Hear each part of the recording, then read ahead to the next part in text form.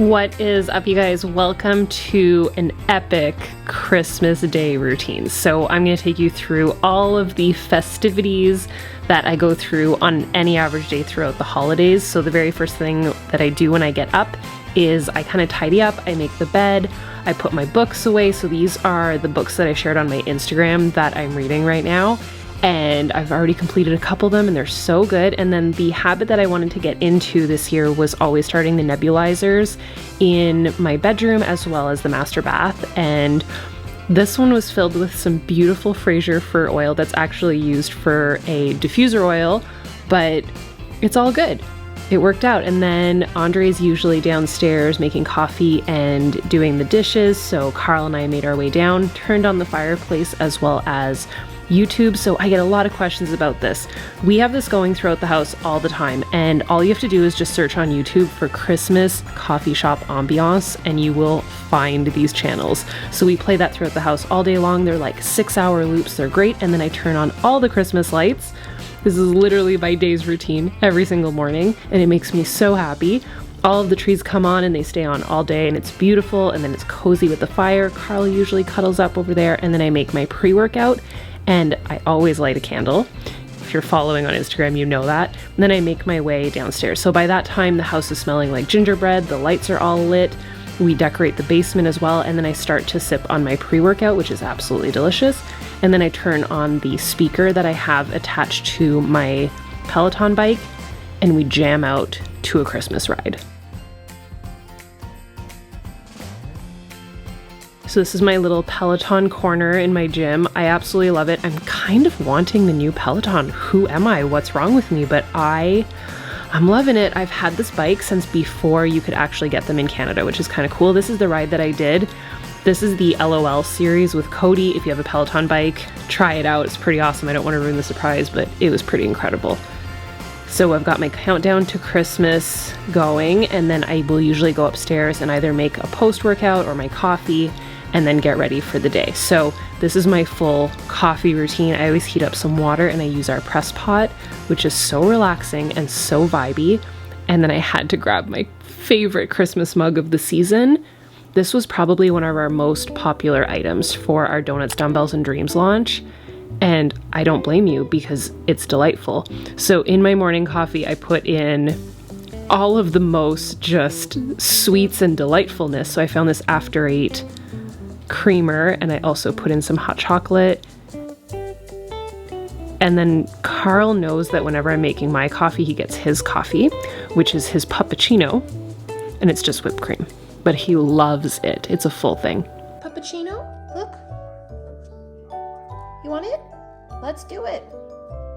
And this little cup is so perfect for him. They're actually measuring cups from the Disney store, but the top one is just the perfect size for his little body. And we just do one little spritz of whipped cream and he's obsessed. He loves it. The idea from this actually came from Starbucks. Starbucks makes a puppuccino. It's a real thing. If you ask for one, they'll give you one. So I just have to shout out our kettle, because if you do not own one of these, it heats up your water so fast. It's also very aesthetically pleasing. And I will fill up the press pot, let that kind of steep for a little bit, and then I add the creamer, push that down, and then I've got my fresh press pot, and Andre and I will usually share a press pot.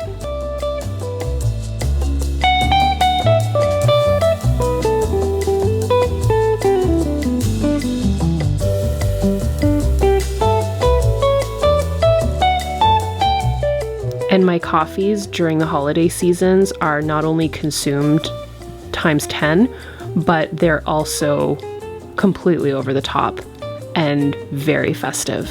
So I topped it with some little cookie crumbles, met up with my main man Carl, who was sitting by the fire. He loves that spot. It's nice and cozy for him.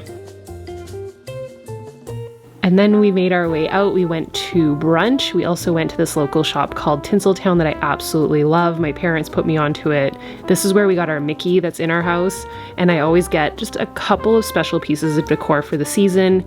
It's such a special place. If you're in Ottawa, Canada, it's just so flippin' cool. And I could honestly buy the entire store. I love it.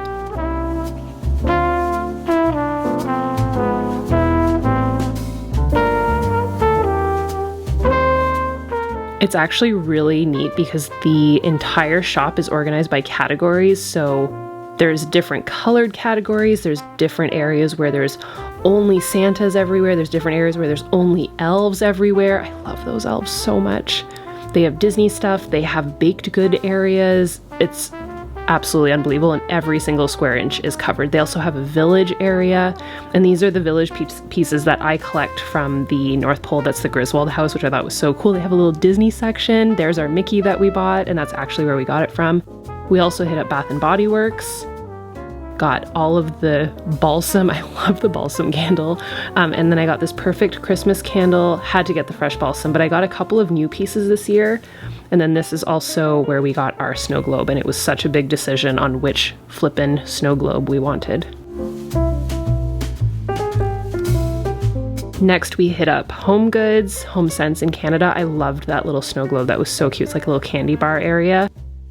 And yes, I had to get the snowmen from Lowe's. That's where they're from. And then this is for a DIY project. So don't ask questions. It's happening. It's going to be great. You're a part of it. And some of you guys have already noticed some of these on Instagram, and you actually asked where I got them.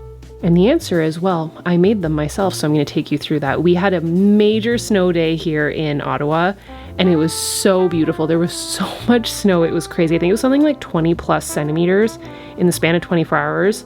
It was beautiful. So we popped on a Christmas movie and we got to DIYing.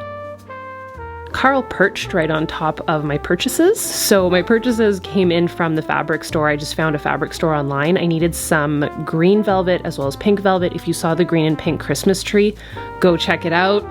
It's a full vibe. I did a full unboxing video, so if you didn't see that, definitely go check that out. And then I did a full video on decorating the Christmas tree. So I wanted to create some extra large candy ornaments, which frankly aren't really available anywhere, so I knew that I could do this. So all you need is a pool noodle. You can get those for as little as $1. In some stores, I just went to the hardware store to get them. A little bit hard to get them in Canada, but I found a spot, and then I just used my hot glue gun and I rolled the fabric to create this kind of candy. I don't even know, what would you call it? Like a candy bar, like a wrapped candy? I had a vision and I was going for it. And the best thing to use, honestly, is just a hot glue gun. You don't have to sew anything, so much easier. And then I got this ribbon from Michael's. And I did not get this in the Christmas section. I actually just got this in their regular, I think it's like the wedding ribbon section. So I got some pink ribbon from there. And that was buy one, get one. And I just made sure it was thin enough. And then I just kind of wrapped it around like you would, you know, a normal pinstripe candy.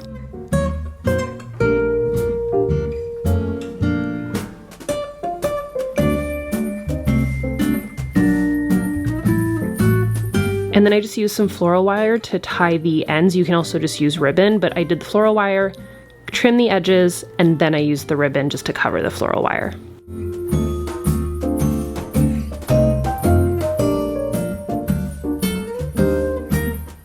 And you can just do some cute little bows on the ends. You could also wrap these in some clear cellophane, which could look really cool also. I just didn't want to ruin the look of the velvet because I thought the velvet was so pretty. And yes, I did try and find some velvet ribbon that would have been even better, but beggars can't be choosers.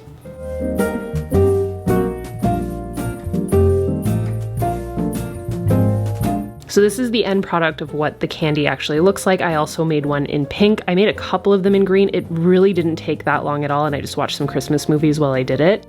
And the cool thing is they can just be stuck right into the tree. They don't need a rope or anything like that. This is one of my favorite Christmas movies ever. I get that question a lot. What's your top favorite Christmas movies? Number 1, Miracle on 34th Street. Number 2, Fred Claus, for sure.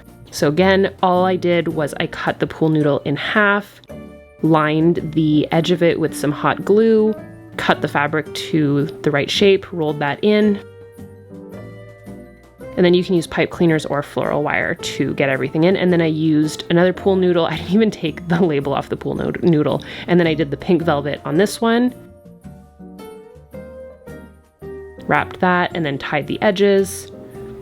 And once I got the hang of it, I was way faster. And then for this one, of course, I have the green ribbon. So the theme of the tree is all green and pink, and this just added to it so perfectly. So I think I made 6 total of these candies, and then I did some other types of candies also.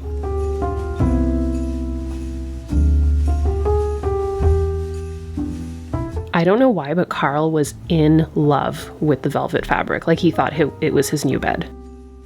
how perfect does this go? And then you just kind of take one end and just shove it into the tree and it kind of sticks out of the tree. You could also tie a rope to it if you wanted to. I just felt like this was way easier. So I just kind of shoved it into one end of the tree and it totally worked.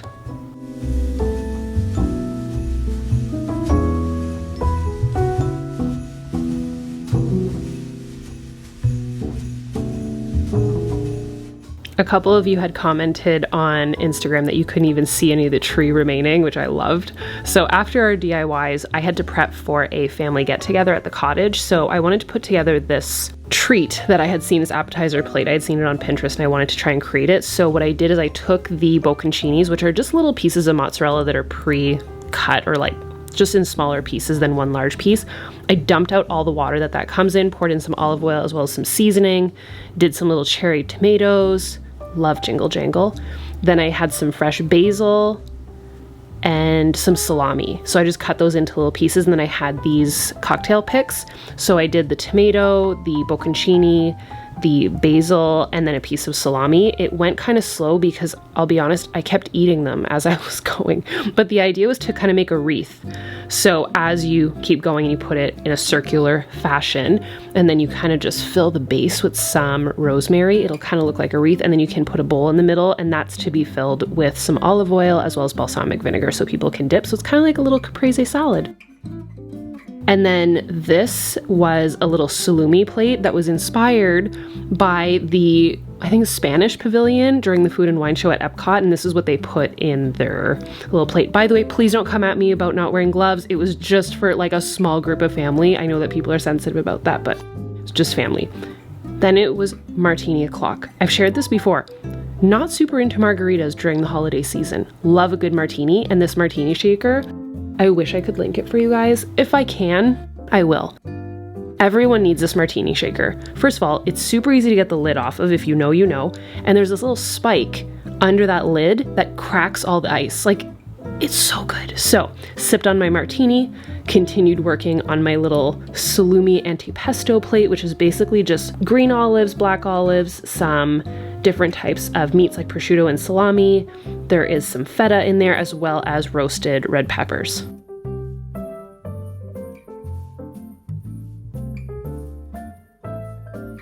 And then I brought these little napkins with me, and then, well, we saw, by we, I mean my mother-in-law and I saw something on Pinterest that we thought, why don't we try and recreate that? And here I am. The store also did not have cranberries, so I made my own.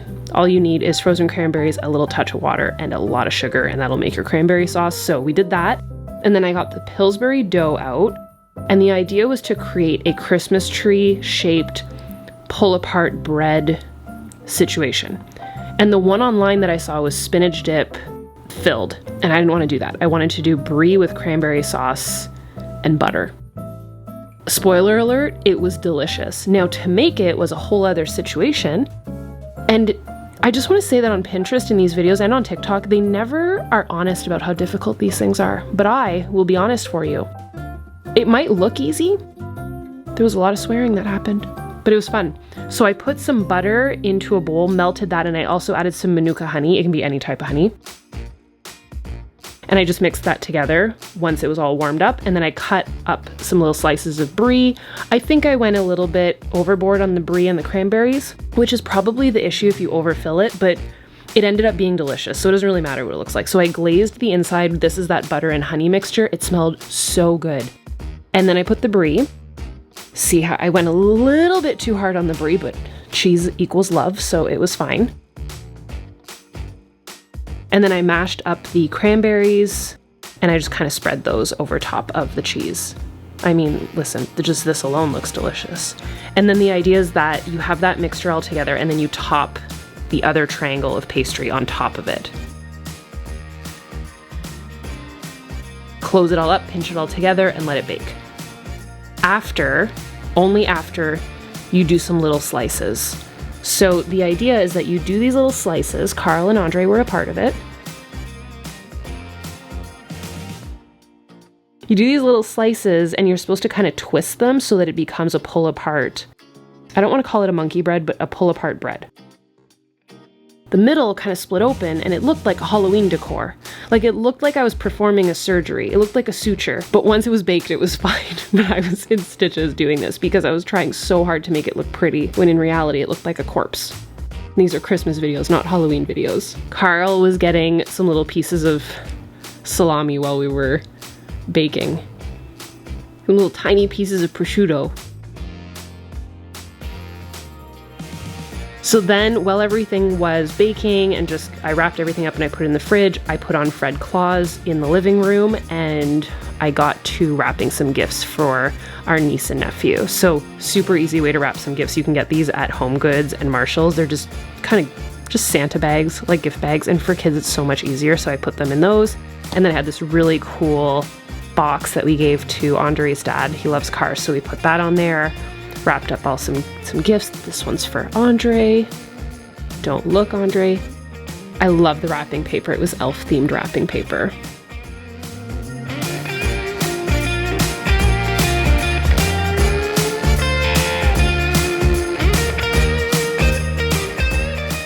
So I tried to just stack these just on the corner of the tree, and I tried to create the same colorway as what we had going with the tree to not ruin it. So I did use the green wrapping paper on purpose. Then I had to wrap Carl's gifts without him noticing. And I made a little dinner for Andre and I. So I did some fries, chicken nuggets, mozzarella sticks, and then I used the remainder of the Pillsbury dough and the brie to make my own little tiny cranberry brie, little baked bread moment. It was amazing. Oh, and these were purchased by my husband because we watched the movie. And he was like, do those cups exist? And I said, they must exist. So they have these cups in the Griswold movie and they use it for eggnog. And I got this little eggnog spice, added some rum. So good. It was a full day of movies, baking, DIYs, wrapping. Amazing. So then I got back to my DIYs later on. And this was like another style of candy that I wanted to do. And I got better and better at these same thing as I kept going. And I just used my glue gun. I opened up a wire hanger, and by opened up just mean unraveled it, tied it together with another one just to create stability, and poked that through the entire pool noodle. So these pool noodles actually had a hole through the middle, and that was how I was able to bend them. And then I wrapped it all in this fabric. So just word of advice, I would say to bend it and then wrap it in the fabric, but once it's in the tree, you don't really notice. And then I wrapped it all with this ribbon that I got from Michael's. And it just kind of creates like this giant candy cane. I feel like the ones that I did after this are way better.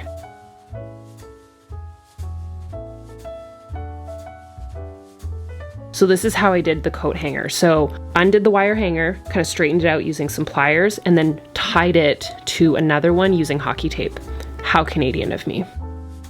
Then this one went way better. So I bent the pool noodle. And I mean, you could leave it like this, like the pool noodle's green, so it doesn't really matter. You can get red and green pool noodles and then just put some ribbon around that, but I had fabric and I actually found a better option. So if you use stockings that you just get off of Amazon, use one leg at a time, feed it through, and then tie it at the end.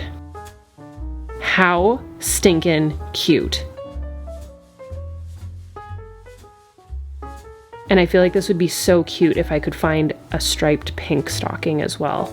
And then you just kind of work it all the way down. Like I held it down and then pulled it, and then you just kind of tie a knot at the end and then trim it, and then you can use the other leg for another candy cane.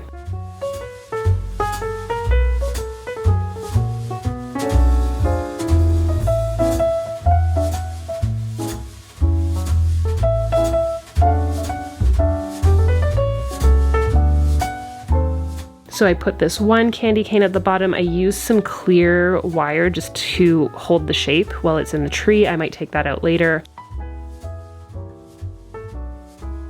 And then I had all the gifts set up. So I had also done this in our big tree. I have some with some green nylon, some with some red nylons, and then I just wrapped it with some ribbon, and those turned out really well also. And I did the exact same thing. So just got a bunch of pool noodles and created some gigantic candy canes, and I kind of just want to keep going and create more. It's so fun.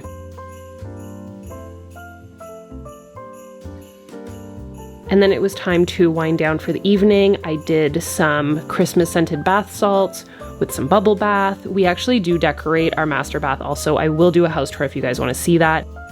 Pulled out my book. This is the new book that I'm reading. And then I got cozy into bed with Carl, with the Christmas tree going in our bedroom, and reading my book at the end of the night is like the best thing ever. So it truly was like a full Christmas Day routine with my little buddy. We had a great time. I hope that you guys enjoyed this. If there's anything else that you want to see this season, definitely let me know. I am here for it all. And this is the finished product at our little Christmas party with our family. So I hope that you guys enjoyed this, and I will see you next time. Bye, dudes.